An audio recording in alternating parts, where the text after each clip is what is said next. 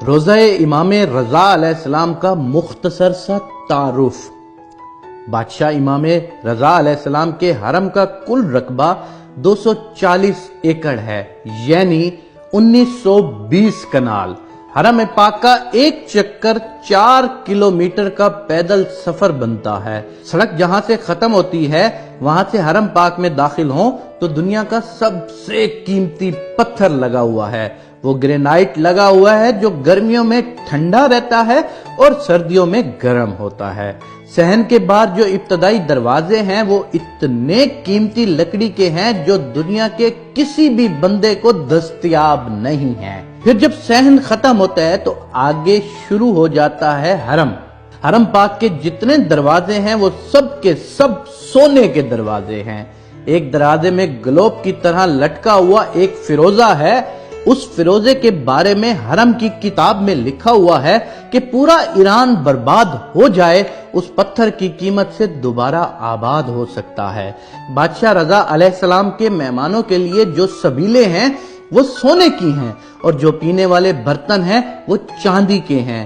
جو ہی صحن ختم ہوتے ہیں آگے جوتے اتارنے کی جگہ ہے۔ جدھر زوار اپنی جوتیاں اتارتے ہیں وہاں پر میرے بادشاہ کے 8000 نوکر کھڑے ہیں۔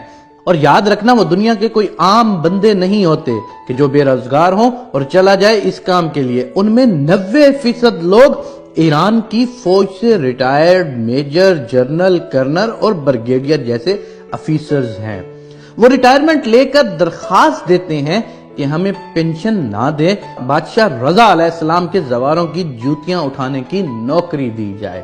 دنیا کا کوئی 7 سٹار ہوٹل اتنا خوبصورت نہیں جتنا بادشاہ رضا علیہ السلام کے لنگر خانہ خوبصورت ہے۔ جہاں تک میں نے ایک عالم دین سے سنا تھا کہ وہاں پر زوار کی عرش کے فرشتے مہمان نوازی کرتے ہیں۔ یہ جتنی بھی چیزیں ہیں، سونا، چاندی، اینٹیں، پتھر، ان سب کی فیکٹریاں امام رضا علیہ السلام کی اپنی ہیں۔ کچھ صحن ایسے ہیں جن کا رقبہ بہت وسیع و عریض ہے۔ ان کو صحن بزرگ کہتے ہیں۔ اذہان میں جو بزرگ، ضعیف یا معذور زوار مہمان آتے ہیں ان کے لیے صحن میں امام رضا علیہ السلام کی گاڑیاں کھڑی ہوتی ہیں، اس لیے کہ میرا زوار چل نہیں سکتا، اسے سواری پر لے کر آؤ۔ 3 منزلوں پر محیط ہے میرے بادشاہ رضا کی زری مبارک۔ ان تینوں منزلوں کی زیارت کی جاتی ہے۔ ان تینوں منزلوں پر دنیا کی ہر کرنسی، روپیہ، یورو، ڈالر، ریال، دینار، پاؤنڈ وغیرہ ہر قسم کی کرنسی سے بھری ہوئی پڑی ہوتی ہیں۔ یہ تینوں منازل ایران پر تقریباً 44 سال سے پابندیاں ہیں۔ ایران بادشاہ رضا کی جوتی کا صدقہ آج تک غریب نہیں ہوا۔ مملکت ایران مقروض ہے۔ اس 8ویں امام کی لاکھوں کی تعداد میں مولا کی فیکٹریوں میں ایرانی لوگ ملازمت کرتے ہیں۔ کروڑوں گھر امام رضا کے سہارے سے پلتے ہیں۔ 4 کلومیٹر میں پارکنگ ہے جہاں پر صرف وہاں پر کام کرنے والے نوکروں کی گاڑیاں کھڑی ہوتی ہیں۔